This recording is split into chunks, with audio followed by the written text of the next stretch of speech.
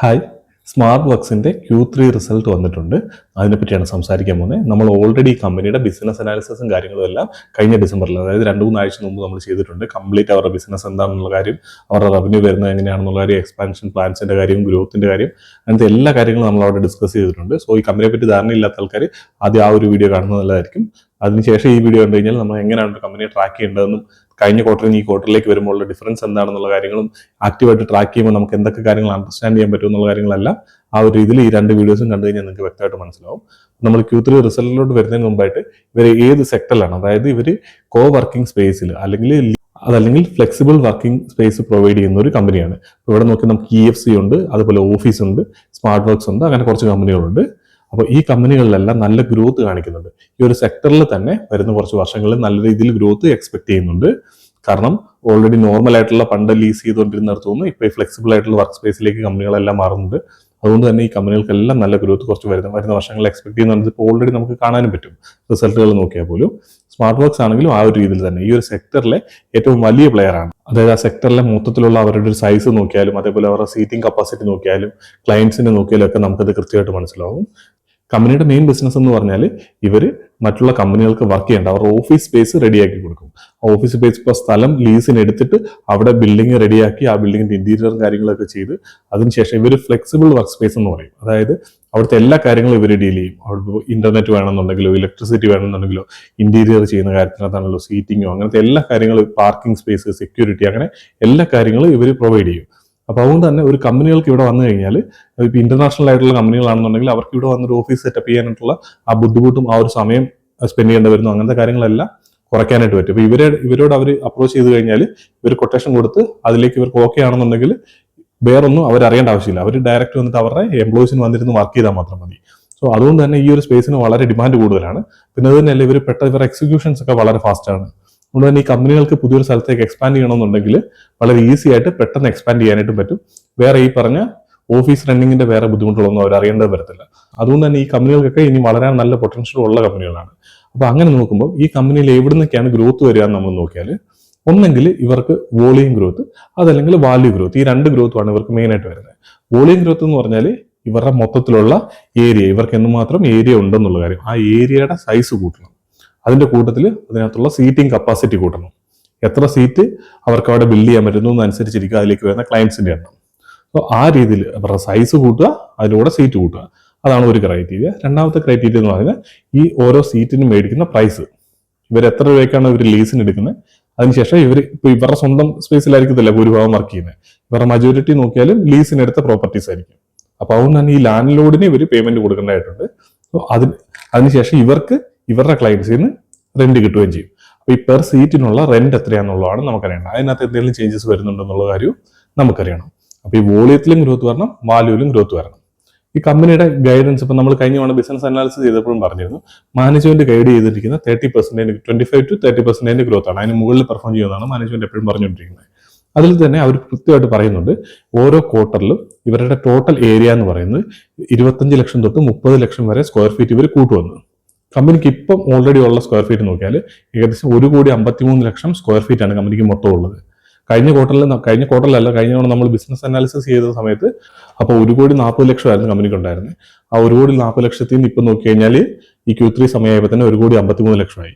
അപ്പോൾ 25 ലക്ഷം to 30 lakh square feet add ചെയ്യുന്നതിന് പകരം കമ്പനി നല്ല രീതിയിൽ അതിന് മുകളിൽ ഇവർ ആഡ് ചെയ്യുന്നുണ്ടെന്നാണ് നമുക്ക് അതിൽ നിന്ന് മനസ്സിലാക്കാനായിട്ട് പറ്റുന്നത്.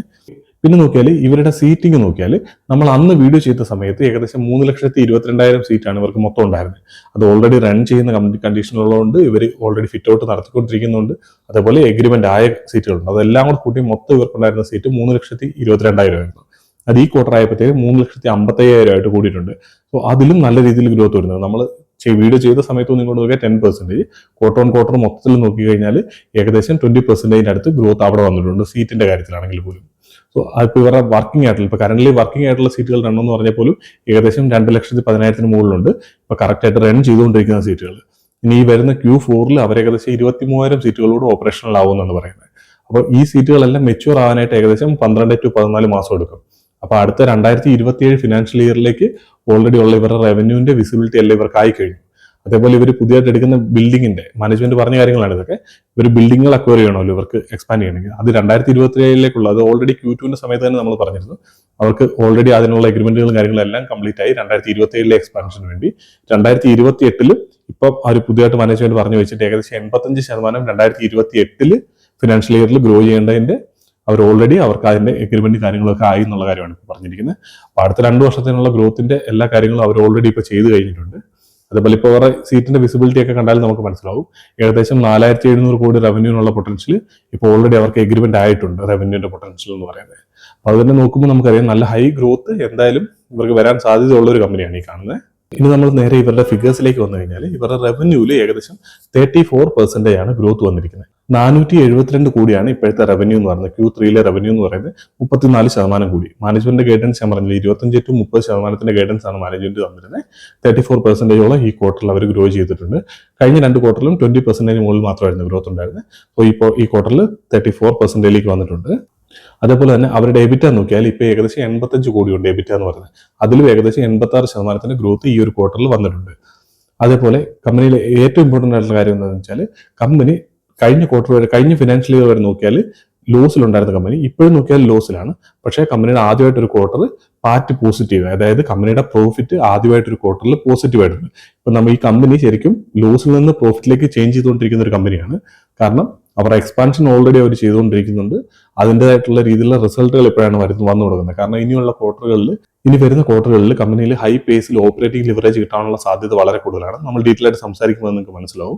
അപ്പോൾ എന്തായാലും ഇപ്പോൾ ഏകദേശം TTM നോക്കിയാൽ പോലും കമ്പനിക്ക് ഇപ്പോൾ ഏകദേശം 6 കോടി രൂപ ലോസ് മാത്രമേ ഉള്ളൂ. കഴിഞ്ഞ ഫിനാൻഷ്യൽ ഇയറിൽ 63 കോടി രൂപ ലോസ് ഉണ്ടായിരുന്ന കമ്പനിയാണ്.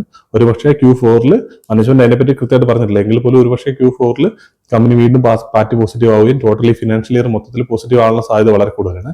എന്ത് തന്നെയാണെങ്കിലും അടുത്ത ഫിനാൻഷ്യൽ ഇയറിൽ കമ്പനിയിൽ നല്ല രീതിയിലുള്ള പാർട്ടി വരാനുള്ള സാധ്യത വളരെ കൂടുതലാണ്. അപ്പോൾ കമ്പനി എന്തായാലും മാനേജ്മെന്റ് ഗൈഡൻസ് അനുസരിച്ച് മൂവ് ചെയ്യുന്നുണ്ട്. റവന്യൂന്റെ ഗ്രോത്തിന്റെ റേറ്റിന്റെ കാര്യത്തിലാണെങ്കിൽ പോലും. അതേപോലെ തന്നെ ROCE കമ്പനി ഗൈഡ് ചെയ്തിരുന്നു കഴിഞ്ഞ പ്രാവശ്യമാണെങ്കിൽ പോലും. കാരണം അന്ന് ഏകദേശം 14% ആയിരുന്നു കമ്പനിക്ക് ROCE ഉണ്ടായിരുന്നത് കഴിഞ്ഞ ക്വാർട്ടറിൽ, ഒരു 3 മാസം മുമ്പ്. അതിപ്പോൾ നോക്കിയാൽ ഏകദേശം 20.5 ROCE കൂടിയിട്ടുണ്ട്. അന്ന് അവർ ഗൈഡ് ചെയ്തിരുന്ന അടുത്ത 2 വർഷത്തിനുള്ളിൽ തന്നെ 28-30% ROCE എത്തും എന്നുള്ള കാര്യമാണ്. അത് അവിടുന്ന് മുകളിലേക്ക് പോകാനുള്ള സാധ്യത വളരെ കൂടുതലാണെന്നുള്ള കാര്യം മാനേജ്മെന്റ് പറഞ്ഞിരുന്നു. അത് നോക്കിയാൽ അവർ ഗൈഡ് ചെയ്യുന്ന അതേ ഡയറക്ഷനിൽ ROCE കൂടുക എന്ന് പറഞ്ഞാൽ കമ്പനി നല്ല രീതിയിൽ പ്രോഫിറ്റബിൾ ആകുക, അല്ലെങ്കിൽ കമ്പനിക്ക് കൂടുതൽ റിട്ടേൺ ജനറേറ്റ് ചെയ്യാൻ, റിട്ടേൺ ഓൺ ക്യാപിറ്റൽ എംപ്ലോയിഡ്, അതായത് മൊത്തം എംപ്ലോയ് ചെയ്തിരിക്കുന്ന ക്യാപിറ്റലിന്റെ മുകളിൽ അവർക്ക് ഏകദേശം 20% റിട്ടേൺ ജനറേറ്റ് ചെയ്യാൻ പറ്റിയിട്ടുണ്ട്. 20.5 ആണ് ഇപ്പോഴത്തെ ROCE എന്ന് പറഞ്ഞാൽ. അതേപോലെ തന്നെ കമ്പനിയുടെ മാർജിൻസ് നോക്കിയാൽ എബിറ്റ മാർജിൻസ് കഴിഞ്ഞ ക്വാർട്ടറിൽ എൻഡ് ചെയ്യുന്ന സമയത്ത് 16.3, 16.4 ആയിരുന്നു അവർ എബിറ്റ മാർജിൻസ്. ഇപ്പോൾ നോക്കിയാൽ 17.9, അതായത് ഓൾമോസ്റ്റ് 18% ആയിട്ട് കൂടിയിട്ടുണ്ട്. നമ്മൾ ആ വീഡിയോയിൽ നമ്മൾ ബിസിനസ് അനാലിസിസ് കംപ്ലീറ്റ് ചെയ്തപ്പോഴും പറഞ്ഞിരുന്നു ഇവരുടെ മാർജിൻസിന് നല്ല രീതിയിൽ എക്സ്പാൻഡ് ചെയ്യാൻ സാധ്യതയുള്ള കമ്പനിയാണ്.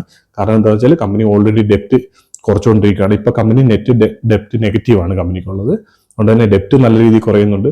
അതുപോലെ ഇവർക്ക് ബ്രോക്കറേജിന് വേണ്ടി കുറേ എക്സ്പെൻസ് വരുന്നുണ്ട്. ഇവർക്ക് ഇപ്പോഴത്തെ കണ്ടീഷനിൽ നോക്കിയാൽ ഇവരുടെ ഏകദേശം പുതിയ സ്ഥലത്തേക്ക് ഇവർ എക്സ്പാൻഡ് ചെയ്യുമ്പോൾ അവിടുത്തെ 30-35% ഇവർ ഓൾറെഡി ഉള്ള ക്ലയൻസിൽ നിന്നാണ് ഇവർക്ക് അവിടെ സീറ്റുകൾ ഫില്ല് ആവുന്നത്. അതുകൊണ്ട് തന്നെ ഇവർക്ക് ഈ ബ്രോക്കറേജിൽ നല്ല രീതിയിൽ കുറവ് വരുന്നുണ്ട്. 2 വർഷം മുമ്പ് നോക്കിയാൽ ഏകദേശം 4% ഇവർക്ക് ബ്രോക്കറേജ് എക്സ്പെൻസ് വന്നിരുന്നു. ഇപ്പോൾ ഏകദേശം 2.5% കുറഞ്ഞിട്ടുണ്ട്.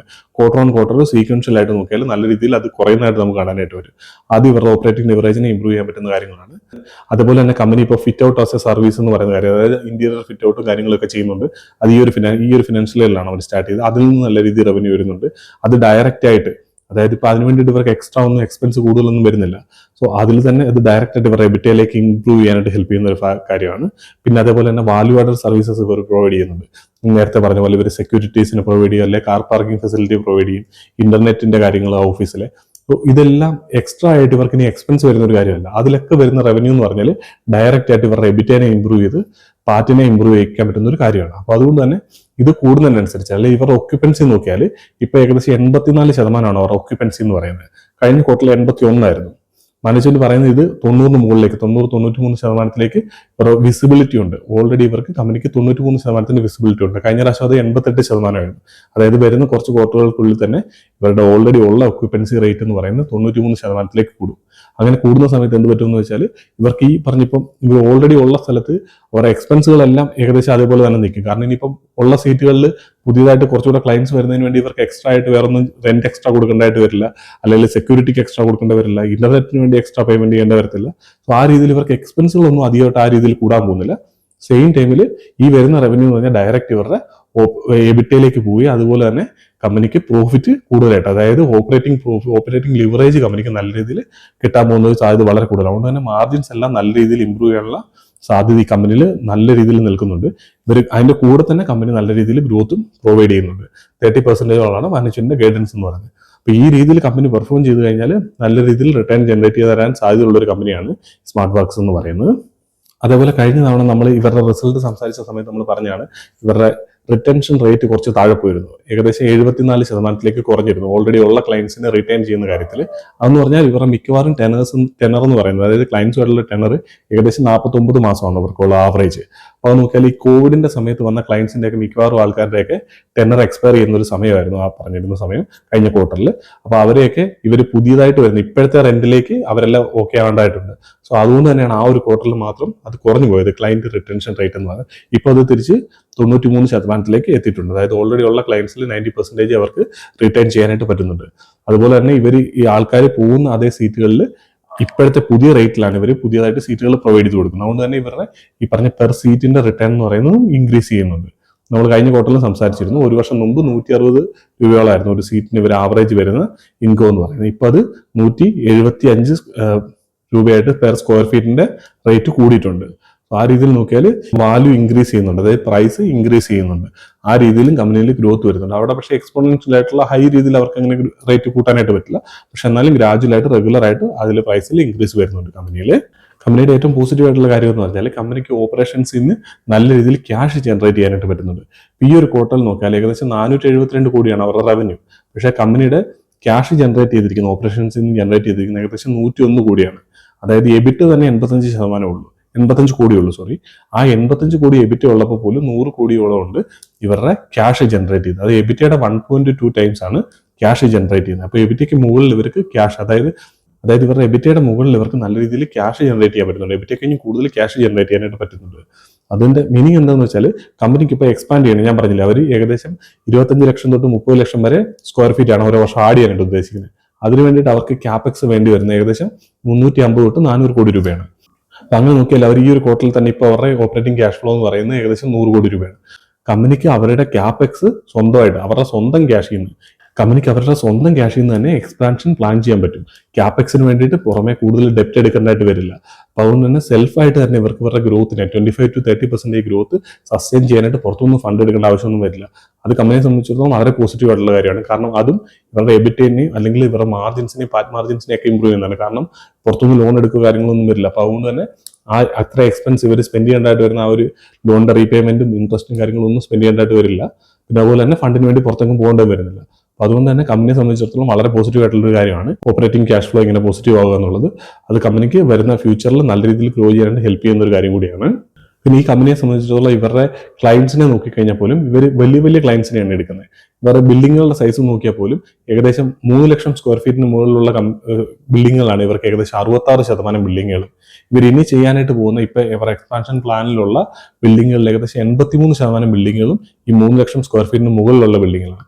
അങ്ങനെ സംഭവിക്കുമ്പോൾ എന്താണെന്ന് വെച്ചാൽ ഒരേ സ്ഥലത്ത് തന്നെ ഇവർക്ക് കൂടുതൽ സീറ്റ് മാനേജ് ചെയ്യാനായിട്ട് പറ്റും. അതുപോലെ തന്നെ ഇവർക്ക് വലിയ വലിയ ക്ലയൻസിനെ ഇവർക്ക് അക്വയർ ചെയ്യാനായിട്ട് പറ്റും. കമ്പനിയുടെ ക്ലയൻസിനെ നോക്കിയാൽ തന്നെ 1000 സീറ്റിന് മുകളിൽ ഇവരോട് എഗ്രിമെന്റ് ഉള്ള കമ്പനികളിൽ നിന്നുള്ള റവന്യൂ കോൺട്രിബ്യൂഷൻ എന്ന് പറഞ്ഞാൽ ഏകദേശം 35% ഉണ്ട്. അതായത് വലിയ വലിയ ഇതിപ്പോൾ ഒരേ സ്ഥലത്തൊന്നും ആയിരിക്കത്തില്ല. ചിലപ്പോൾ അതിനകത്ത് 1000 പേരിൽ ചിലപ്പോൾ കുറെ പേര് ഇരിക്കുന്നത് മുംബൈയിലെ ഓഫീസിലായിരിക്കും ഇരിക്കുന്നത്. അതേ കമ്പനി തന്നെ ചിലപ്പോൾ ഹൈദരാബാദിലേക്ക് എക്സ്പാൻഡ് ചെയ്യുന്ന സമയത്ത് ഇവരുമായിട്ട് തന്നെ ആയിരിക്കും എഗ്രിമെന്റിലെത്തുന്നത്. അപ്പോൾ അതുകൊണ്ട് തന്നെ ചിലപ്പോൾ ഒരു 500 പേര് മുംബൈയിലായിരിക്കും, ഒരു 600 പേര് ഇരിക്കുന്ന ഹൈദരാബാദിലായിരിക്കും. ആ രീതിയിലായിരിക്കും ഇവർക്ക് ക്ലയൻസ് ഉള്ളൂ. അപ്പോൾ അതുകൊണ്ട് തന്നെ വലിയ വലിയ ക്ലയൻസിന് ഇവർക്ക് കിട്ടുന്നുണ്ട്. അപ്പം ഇങ്ങനെ ചെയ്യുമ്പോൾ എന്താ സംഭവിക്കുക വെച്ചാൽ കമ്പനിയുടെ ആവറേജ് ടെനർ എന്ന് പറയുന്നത് ഏകദേശം 49 ഞാൻ പറഞ്ഞല്ലോ, 49 മാസമാണ് ആവറേജ് ടെനർ നോർമലി ഉള്ള എഗ്രിമെന്റ്. പക്ഷേ ഈ വലിയ 1000 മുകളിൽ സീറ്റുള്ള കമ്പനികളുമായിട്ടുള്ള എഗ്രിമെന്റ് എന്ന് പറഞ്ഞാൽ ഏകദേശം അതിന്റെ ആവറേജ് എന്ന് പറഞ്ഞാൽ ഏകദേശം 53 മാസമാണ്. അതേപോലെ തന്നെ 38 മാസത്തോളം ലോക്കിൻ പീരീഡും ഉണ്ട്. അപ്പൊ അങ്ങനത്തെ ക്ലയൻസ് ഒന്നും പെട്ടെന്ന് വരുന്ന വിട്ടുപോകാനുള്ള സാധ്യത വളരെ കുറവാണ്. അപ്പോൾ നമുക്കൊരു കൺഫ്യൂഷൻ വന്നേക്കാം, ഇങ്ങനത്തെ കമ്പനികളിൽ ഇവരെങ്ങാനും ഇവരുമായിട്ട് വിട്ടുപോയി കഴിഞ്ഞാൽ ഒരുപാട് റവന്യൂവിനെ അഫക്ട് ചെയ്യുമോ, അല്ലെങ്കിൽ ഇതിനകത്തുനിന്ന് ഒരു കമ്പനി ഇവർക്ക് ലോസ് ചെയ്ത് കഴിഞ്ഞാൽ തന്നെ റവന്യൂവിനെ ഭയങ്കരമായിട്ട് അഫക്ട് ചെയ്യുക എന്നൊരു കൺഫ്യൂഷൻ വന്നേക്കാം. പക്ഷേ മാനേജ്മെന്റ് പറഞ്ഞത് എന്താണെന്ന് വെച്ചാൽ, ഇപ്പോൾ ഇവിടുന്ന് ഇവർക്ക് മാറണമെന്നുണ്ടെങ്കിൽ പോലും ഒരു 6 to 8 മാസത്തെ നോട്ടീസ് പീരീഡ് ഉണ്ട്. സോ അത്രയും മാസത്തിന് മുമ്പെങ്കിലും ഇവരെ അറിയിച്ചാലേ ഇവർക്ക് മാറാനായിട്ട് പറ്റുള്ളൂ. അപ്പോൾ ആ ഒരു സമയം കൊണ്ട് തന്നെ ഇവർക്ക് പുതിയതായിട്ട് ഈ ഒരു സീറ്റിലേക്കൊക്കെ ക്ലയൻസിനെ ഫില്ല് ചെയ്യാൻ പറ്റുമെന്നുള്ള കാര്യമാണ് പറയുന്നത്. പിന്നെ അതുപോലെ തന്നെ നോക്കിയാൽ ഇവരുടെ ഇപ്പോൾ ടോപ്പ് 10 ക്ലയൻസിനെ നോക്കിയാൽ ഒരു ടോപ്പ് 10 ക്ലയൻസിന് ഇവർക്ക് 21% റവന്യൂ കോൺട്രിബ്യൂഷൻ ഉള്ളൂ. ഒരു 3-4 വർഷം മുമ്പ് നോക്കിയാൽ അത് 40% ഉണ്ടായിരുന്നു. അതായത് ഒരേ ക്ലയൻസിനെ ഡിപ്പെൻഡ് ചെയ്യുന്നത് അത് വളരെ കുറവാണ്. അപ്പോൾ ആ ഒരേ സൈഡിലേക്ക് തന്നെ ഇവർ കോൺസെൻട്രേഷൻ വരുന്നില്ല. അതുകൊണ്ട് തന്നെ അങ്ങനെ ഒരു ക്ലയന്റ് നഷ്ടപ്പെട്ടാലൊന്നും ഇവരുടെ റവന്യൂവിനെ അത്രയും വലിയ രീതിയിലൊന്നും അഫക്ട് ചെയ്യില്ല എന്നാണ് മാനേജ്മെന്റ് പറയുന്നത്. ഇവർക്ക് 1000-ന് മുകളിൽ സീറ്റ് എടുക്കുന്ന ക്ലയൻസ് ഉണ്ടെന്ന് പറഞ്ഞല്ലോ. അപ്പോൾ അവരുണ്ടെങ്കിൽ പോലും ഇവരിപ്പോൾ ഒരു ബിൽഡിങ്ങിൽ ഇവർ ഒരു ക്ലയന്റിന് കൊടുക്കുമ്പോൾ ഈ 1000-ന് മുകളിൽ സീറ്റുള്ള ആണെങ്കിൽ പോലും അതുപോലും ആ ടോട്ടൽ ബിൽഡിങ്ങിന്റെ കപ്പാസിറ്റിയുടെ 10% താഴെ, അതായത് സിംഗിൾ ഡിജിറ്റിലുള്ള പെർസെൻറ്റേജ് കൊടുക്കുന്നുള്ളൂ എന്നാണ് പറയുന്നത്. അപ്പോൾ അതുകൊണ്ട് തന്നെ കമ്പനിക്ക് അങ്ങനെ ഒരു കോൺസെൻട്രേഷൻ ആയിട്ട് ഒരിടത്തേക്ക് വരുന്നതിൻ്റെ ആയിട്ടുള്ള അത്ര റിസ്ക് വരുന്നില്ല. അപ്പോൾ കാരണം ഇവർ ഇത്രയും വലിയ ബിൽഡിങ്ങുകളാണ് എടുക്കുന്നത്. അപ്പോൾ അത്രയും സീറ്റുകളുള്ള സ്ഥലത്തു നിന്നാണ് ഇവർ എടുക്കുന്നത്. അതുകൊണ്ട് തന്നെ ഈ 1000 സീറ്റ് എന്ന് പറയുന്ന കമ്പനിയെ സംബന്ധിച്ചിടത്തോളം ഒരുപാട് വലിയ ഫിഗേഴ്സ് അല്ല. പക്ഷെ നമ്മൾ ബാക്കിയുള്ള കമ്പനികളുമായിട്ട് കമ്പയർ ചെയ്യുമ്പോഴത്തേന് അവർ ചെറിയ ചെറിയ കമ്പനികളുമായിട്ടാണ് വർക്ക് ചെയ്യുന്നത്, ഇവരുടെ കൂടെ വർക്ക് ചെയ്യുന്ന പീർസ് ആയിട്ടുള്ള കമ്പനികൾ. അത് വെച്ച് നോക്കുമ്പോൾ ഇവർ വലിയ വലിയ ക്ലയൻസുമായിട്ടാണ് ഇവർ വർക്ക് ചെയ്യുന്നത്. കഴിഞ്ഞ റിസൾട്ടിന്റെ സമയത്ത് നമ്മൾ സംസാരിച്ചപ്പം ഇവരുടെ ഏകദേശം ഇൻസ്റ്റിറ്റ്യൂഷണൽ ക്ലയൻസുമായിട്ട് ഇവർ വർക്ക് ചെയ്യുന്ന 24%. അതിപ്പോൾ 30% കൂടിയിട്ടുണ്ട്. അതിന് മുമ്പ് 18% അവിടെ നിന്നാണ് 24%-ലെത്തിയത്. അതുപോലെ നോൺ ഇൻസ്റ്റിറ്റ്യൂഷണൽ ആയിട്ടുള്ളവരുടെ പെർസെൻറ്റേജ് ഇപ്പോൾ 70% ആയിട്ട് കുറഞ്ഞിട്ടുണ്ട്. 70% നോൺ ഇൻസ്റ്റിറ്റ്യൂഷണലും 30% ഇൻസ്റ്റിറ്റ്യൂഷണൽ ക്ലയൻസിനുമാണ്. ഞാൻ അന്നും പറഞ്ഞിരുന്നു, ഈ ഇൻസ്റ്റിറ്റ്യൂഷനിലേക്ക് മാറുമ്പോൾ നമുക്കൊരു ഡൗട്ട് വരും. ഈ പറഞ്ഞ പോലെ സാധാരണ നോൺ ഇൻസ്റ്റിറ്റ്യൂഷണൽ ആയിട്ടുള്ള ആളുകളിൽ നിന്ന് വരുമ്പോഴത്തേന് ഇവർക്ക് കുറച്ചുകൂടെ ബാർഗനിങ് പവർ കിട്ടി, ഇവർക്ക് കുറച്ച് റേറ്റ് കുറവിൽ കിട്ടാൻ സാധ്യതയുണ്ടെന്നുള്ളത്. ലീസിന് ഇവരെടുക്കുന്ന ബിൽഡിങ്ങിനെ പറ്റിയാണ് പറയുന്നത്. അത് പക്ഷേ മാനേജ്മെന്റ് അന്നേ ക്ലിയർ ചെയ്തിരുന്ന കാര്യമാണ്. ഇവർ വലിയ വലിയ ഇൻസ്റ്റിറ്റ്യൂഷൻസ് ആണെങ്കിൽ ഇവരോട് കൂടെ വർക്ക് ചെയ്യാനുള്ള താല്പര്യം കൊണ്ടാണ് അവർ വരുന്നത്. അതുകൊണ്ട് തന്നെ അത് ഇവരുടെ മാർജിൻസിനെ അഫക്ട് ചെയ്യില്ല. അതേ രീതിയിൽ തന്നെ ഇവരെങ്ങനെയാണ് നോൺ ഇൻസ്റ്റിറ്റ്യൂഷണൽ കസ്റ്റമേഴ്സിൽ നിന്ന് ഇവർക്ക് ബിൽഡിംഗ് കിട്ടുന്നത്, അതേ റേറ്റിൽ തന്നെ വലിയ വലിയ ഇൻസ്റ്റിറ്റ്യൂഷണൽ ക്ലയൻസിൽ നിന്ന് ഇവർക്ക് ബിൽഡിംഗ് കിട്ടുന്നുണ്ടെന്നുള്ള കാര്യമാണ് മാനേജ്മെന്റ് പറഞ്ഞിരുന്നത്. സോ അത് നമ്മൾ കൺസേണിംഗ് ആയിട്ടുള്ള കാര്യമല്ല. അതും കുറച്ചുകൂടെ അതിലും അങ്ങനെ നെഗറ്റീവായിട്ട് കമ്പനി അഫക്ട് ചെയ്യുന്ന കാര്യങ്ങളൊന്നുമില്ല. എന്തായാലും മൊത്തത്തിൽ ഇത്തരം കാര്യങ്ങളാണ് ഈ ബിസിനസിനെ പറ്റി പറയാനായിട്ടുള്ളത്. നല്ല രീതിയിൽ എന്തായാലും കമ്പനിയിൽ ഗ്രോത്ത് വരുന്നുണ്ട്. അതേപോലെ തന്നെ നല്ല രീതിയിൽ ഇവർ പുതിയ ബിൽഡിങ്ങുകൾ അഡീഷൻ ചെയ്യുന്നുണ്ട്, സീറ്റ് വരുന്നുണ്ട്. അതുപോലെ തന്നെ ആ സീറ്റിലൊക്കെ ഇവർ ഒക്യുപ്പൻസി നല്ല രീതിയിൽ വരുന്നുണ്ട്. കഴിഞ്ഞ തവണ 81 ഉണ്ടായിരുന്ന ഒക്യുപ്പൻസി ഇപ്പോൾ 84 കൂടിയിട്ടുണ്ട്. അതുകൊണ്ട് നോക്കിയാലും മൊത്തത്തിൽ എല്ലാ രീതിയിലും കമ്പനി അവർ ഗൈഡ് ചെയ്യുന്ന പോലെ, അല്ലെങ്കിൽ ഓരോ ക്വാർട്ടർ കഴിയുന്നതോറും നമുക്കത് ഇമ്പ്രൂവ് ചെയ്ത് വരുന്നതായിട്ട് കൃത്യമായിട്ട് ഫീൽ ചെയ്യുന്നുണ്ട്. മാനേജ്മെന്റ് ഗൈഡ് ചെയ്ത് 25 to 30% ഗൈഡൻസ് ആണ് മാനേജ്മെന്റ് റവന്യൂവിൽ തന്നിരിക്കുന്നത്. അതേപോലെ മാർജിൻസിനെ പറ്റിയിട്ട് കൃത്യമായിട്ട് ഇതിന്റെ ഫിഗർ പറഞ്ഞിട്ടില്ല എങ്കിൽ പോലും മാനേജ്മെന്റ് കൃത്യമായിട്ട് പറയുന്നുണ്ട്. ഇപ്പോൾ 18%-ഓളാണ് എബിറ്റ മാർജിൻസ് ഉള്ളത്. ഇത് ക്വാർട്ടർ ഓൺ ക്വാർട്ടർ വരുന്ന 1-2 വർഷത്തേക്ക് കണ്ടിന്യൂസ് ആയിട്ട് ഇൻക്രീസ് ആവും എന്നുള്ള കാര്യം പറയുന്നത്. അത് നമുക്കത് മനസ്സിലാവുന്നുണ്ട്. കാരണം അത് കൃത്യമായിട്ട് അവർ എവിടുന്നൊക്കെയാണ് അത് ഇമ്പ്രൂവ് ചെയ്യാൻ പോകുന്നത് എന്നുള്ള കാര്യം കൃത്യമായിട്ട് പറയുന്നുണ്ട്. ഞാൻ നേരത്തെ അതിനെ പറ്റിയെല്ലാം സംസാരിച്ചിരുന്നു. അപ്പോൾ അതുകൊണ്ട് തന്നെ ആ ഒരു ഗൈഡൻസ് ഉണ്ട്. മാനേജ്മെന്റ് അങ്ങനെ ഗൈഡ് ചെയ്യുന്ന സമയത്തും കമ്പനി അതിനനുസരിച്ച് തന്നെ പെർഫോം ചെയ്യുന്നുണ്ട്. നമ്മൾ ഈ ക്വാർട്ടർ ഓൺ ക്വാർട്ടർ ഇങ്ങനെ ട്രാക്ക് ചെയ്യുമ്പോൾ നമുക്ക് കൃത്യമായിട്ട് മനസ്സിലാവാൻ പറ്റും. അപ്പം നിങ്ങൾ ആ കഴിഞ്ഞ ഒരു വീഡിയോയുടെ കണ്ടിട്ട് ഈ വീഡിയോയുടെ കാണുമ്പോൾ കൃത്യമായിട്ട് അതിനകത്ത് വരുന്ന ഇമ്പ്രൂവ്മെന്റ്സ് എന്താണെന്ന് മാനേജ്മെന്റ് പറയുന്ന പോലെ തന്നെ പെർഫോം ചെയ്യുന്നുണ്ടോ എന്നുള്ള കാര്യം മനസ്സിലാക്കാൻ പറ്റും. പിന്നെ ഈ കമ്പനിയെ പറ്റിയിട്ട് നമുക്ക് ആകെ പറയാൻ പറ്റുന്ന നെഗറ്റീവ് എന്ന് വെച്ചാൽ, കമ്പനി വരുന്ന സെക്ടറിൽ കമ്പനിയെ കഴിഞ്ഞ് ഗ്രോ ചെയ്യുന്ന ഒരു കമ്പനി ഓൾറെഡി അവിടെ ഉണ്ട്. അതാണ് കമ്പനിയെ പറ്റി പറയാൻ പറ്റുന്ന ഒരു നെഗറ്റീവ്. കാരണം എന്താണെന്ന് വെച്ചാൽ EFC വരുന്നത് ഈ ഒരു സെക്ടറിൽ നിന്നാണ്. EFC 50% മുകളിൽ ഗ്രോത്ത് ചെയ്ത് വന്നുകൊണ്ടിരിക്കുന്ന ഒരു കമ്പനിയാണ്. അങ്ങനെ നോക്കുമ്പോഴത്തേന് EFCയുടെ അത്രയും ഗ്രോത്ത് ഇവർക്ക് വരുന്നില്ല. കാരണം എന്ന് വെച്ചാൽ EFC 70,000 സീറ്റുകളാണ് ഇപ്പോൾ ഉള്ളത്. 80,000 വരെ ഈ ഫിനാൻഷ്യൽ ഇയറിൽ എത്തിക്കുമെന്നാണ് അവർ പറഞ്ഞിരുന്നത്. അപ്പോൾ അങ്ങനെ നോക്കുമ്പോഴത്തേന് അവർക്ക് 80,000 സീറ്റ് അല്ലെ 70,000 to 80,000 ഇടയ്ക്കാണ് ഇപ്പോൾ ഉള്ളത്. അത് നോക്കുമ്പോൾ ഈ കമ്പനി നോക്കിയാൽ ഇവർക്കിപ്പം ഏകദേശം ഇവരുടെ പൈപ്പ് ലൈനിൽ ഉള്ളത് തന്നെ 3,55,000 സീറ്റിന്റെ ആണ് ഇപ്പോൾ ഓൾറെഡി ഉള്ളത്. ഇപ്പോൾ ഓപ്പറേഷനിൽ തന്നെ ഏകദേശം 2,00,000 മുകളിൽ സീറ്റുകൾ കമ്പനികളുണ്ട്. അപ്പോൾ അത്രയും വലിയ കമ്പനിയാണ്, അത്രയും വലിയ സൈസിലുള്ളൊരു കമ്പനിയാണ്. അതുകൊണ്ട് തന്നെ ഈ ബേസ് കൂടുതലായതുകൊണ്ട് തന്നെ EFCയുടെ മുകളിൽ ഗ്രോ ചെയ്യുക എന്ന് പറഞ്ഞാൽ കുറച്ച് ഡിഫിക്കൽട്ട് ആയിട്ടുള്ള കാര്യമാണ്. പക്ഷേ കമ്പനിയെ സംബന്ധിച്ചിടത്തോളം കമ്പനി കൃത്യമായിട്ട് ഈ ഒരു ഹൈ ബേസിലും ഈ ഒരു ഹൈ രീതിയിൽ ഗ്രോത്ത് ഇവിടെ നടക്കുന്നുണ്ട്. ഓഫീസും ഏകദേശം ഈ ഒരു റേഞ്ചിൽ തന്നെയാണ് പെർഫോം ചെയ്തുകൊണ്ടിരിക്കുന്നത്. സോ അപ്പോൾ ഓഫീസും ഇവർ തമ്മിൽ ടൈറ്റ് ആയിട്ടൊരു കോമ്പറ്റീഷൻ വരുന്നുണ്ട്. പക്ഷേ EFC ഇവരെ മുകളിൽ തന്നെയാണ് എപ്പോഴും പെർഫോം ചെയ്തുകൊണ്ടിരിക്കുന്നത്. അതുപോലെ തന്നെ EFCയുടെ വാല്യൂഷൻ നോക്കിയാലും വളരെ ചീപ്പായിട്ടുള്ള വാല്യൂഷനിൽ അവൈലബിൾ ആണ്. പക്ഷേ ഈ കമ്പനി ഇതേപോലെ തന്നെ പെർഫോം ചെയ്തുകൊണ്ടിരുന്നു കഴിഞ്ഞാൽ, ഇപ്പോൾ ഇവരുടെ ഈ മാർജിൻസ് ഈ രീതിയിൽ ഇമ്പ്രൂവ് ചെയ്ത് കഴിഞ്ഞാൽ, കാരണം EFCയുടെ ഒക്കെ മാർജിൻ എനിക്ക് തോന്നുന്നത് 20 to 25% ഇടയ്ക്കാണ്, 20 to 23% EFCയുടെ മാർജിൻ വരുന്നത്. അപ്പോൾ ഇവർക്ക് ഈ മാർജിൻസിനെ നല്ല രീതിയിൽ ഇമ്പ്രൂവ് ചെയ്ത് മുകളിലേക്ക് കൊണ്ടുപോകാൻ പറ്റിക്കഴിഞ്ഞാൽ കമ്പനിയിൽ റീറേറ്റിംഗ് കിട്ടാനുള്ള സാധ്യത വളരെ കൂടുതലാണ്. ഇപ്പം പാർട്ടി നെഗറ്റീവ് ആയതുകൊണ്ട് തന്നെ നമ്മൾ PE റേഷ്യോനെ പറ്റിയൊന്നും പറയുന്നില്ല.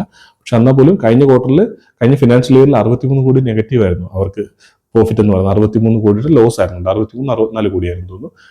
അവിടെ നിന്ന് ഇപ്പോൾ ഈ ഒരു ഫിനാൻഷ്യൽ ഇയർ ആകുമ്പോൾ തന്നെ അവർ ഏകദേശം അറൗണ്ട് ഒരു 0 അടുത്തേക്ക് എത്തുന്നു, നെഗറ്റീവും പോസിറ്റീവും അല്ലാത്തൊരു രീതിയിലേക്ക്. അപ്പോൾ അടുത്തൊരു ഫിനാൻഷ്യൽ ഇയർ ഇവർ ഇപ്പോൾ 100 കോടി 150 കോടി ഒക്കെ പ്രോഫിറ്റിലേക്ക് എത്തുകയും അതേപോലെ തന്നെ നല്ല രീതിയിൽ മാർജിൻസ് ഇമ്പ്രൂവ് ആവുകയാണെന്നുണ്ടെങ്കിൽ അടുത്ത 1-2 വർഷത്തിൽ ഇവരുടെ പ്രോഫിറ്റ് നല്ല രീതിയിൽ ഇമ്പ്രൂവ് ആവുകയാണെന്നുണ്ടെങ്കിൽ, അതായത് ഹൈ ഓപ്പറേറ്റിംഗ് ലിവറേജ് കിട്ടുകയാണെന്നുണ്ടെങ്കിൽ കമ്പനി കുറച്ചുകൂടെ ചീപ്പ് വാല്യുവേഷനിലേക്ക് വരാനും നല്ല രീതിയിൽ കമ്പനിയിൽ റിട്ടേൺ ജനറേറ്റ് ചെയ്യാനുള്ള സാധ്യതയുണ്ട്. പക്ഷേ അതിന് കൃത്യമായിട്ട് കമ്പനി ഇങ്ങനെ തന്നെ പെർഫോം ചെയ്യേണ്ടതായിട്ടുണ്ട്. ഇപ്പോഴത്തെ കണ്ടീഷനിൽ കൃത്യമായിട്ട് മാനേജ്മെന്റ് ഗൈഡ് ചെയ്യുന്ന പോലെ തന്നെ കമ്പനി പെർഫോം ചെയ്യുന്നുണ്ട്.